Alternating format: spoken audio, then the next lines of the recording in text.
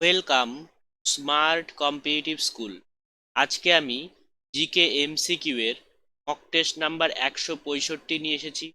এর আগের পর্বগুলোতে আমি 1 থেকে 164 পর্যন্ত মক টেস্টগুলোকে কমপ্লিট করেছি।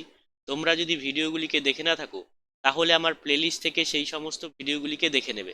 তাহলে চলো আজকের যে নতুন প্রশ্নগুলো রয়েছে সেটা নিয়ে আলোচনা করা যাক।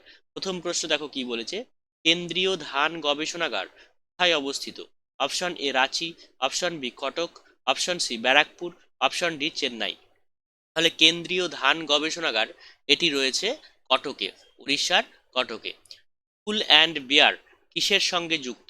অপশন এ বিচার বিভাগীয় ব্যবস্থা, অপশন বি অর্থনীতি, অপশন সি খেলাধুলা, অপশন ডি শিক্ষা ব্যবস্থা। তাহলে বুল অ্যান্ড বিয়ার এটা কিসের সাথে যুক্ত? এটা হলো অর্থনীতি। কিসের কারণে কম্প্যাক্ট ডিস্কে রঙের বর্ণালী দেখা যায়? অপশন এ প্রতিফলন, অপশন বি প্রতিসরণ, অপশন সি অভ্যন্তরীণ পূর্ণ প্রতিফলন, অপশন ডি বিচ্ছুরণ। তাহলে কম্প্যাক্ট ডিস্কে রঙের বর্ণালী দেখা যায় কোন কারণে? বিচ্ছুরণের কারণে। Option D. National broadcasting day কবে পালন করা হয়? Option A 19 August, option B 12ই March, option C 23 July, option D 25 September. তাহলে ন্যাশনাল ব্রডকাস্টিং ডে পালন করা হয় 23 জুলাই।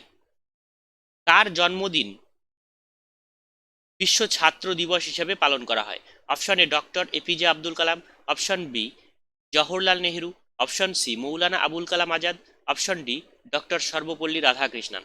তাহলে বিশ্ব ছাত্র দিবস হিসেবে পালন করা হয় এপিজে আব্দুল কালামের জন্মদিন। ঠিক আছে। রম্পা বিদ্রোহর নেতৃত্ব কে দেন? Option A আল্লরি Sitaram Raju, option B Konda ডোরা, option C ভেলুথাম্পি, option D Birsa Munda.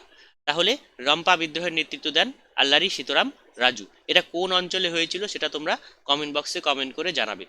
অযোধ্যার কোন নবাব তার রাজধানী স্থায়ীভাবে ফাইজাবাদ থেকে লখনৌতে স্থানান্তরিত করেন? Option A Ashfaqullah, option B Safdarjung, option C Shujauddaula, option D Saadat Khan. তাহলে এটার অ্যান্সার হচ্ছে আশফাকুল্লাহ বা আশফা উদ্দৌলা। ঠিক আছে, অপশন এ।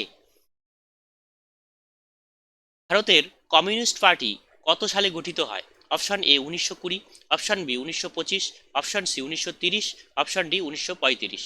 তাহলে ভারতবর্ষের কমিউনিস্ট পার্টি গঠিত হয় 1925 খ্রিস্টাব্দে।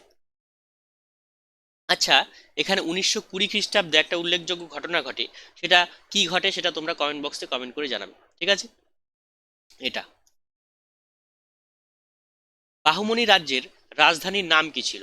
Option A Gulbarga, option B Bijapur, option C Hampi, option D Agra. তাহলে বাহুমনি রাজ্যের রাজধানীর নাম ছিল গুলবর্গা, অপশন এ।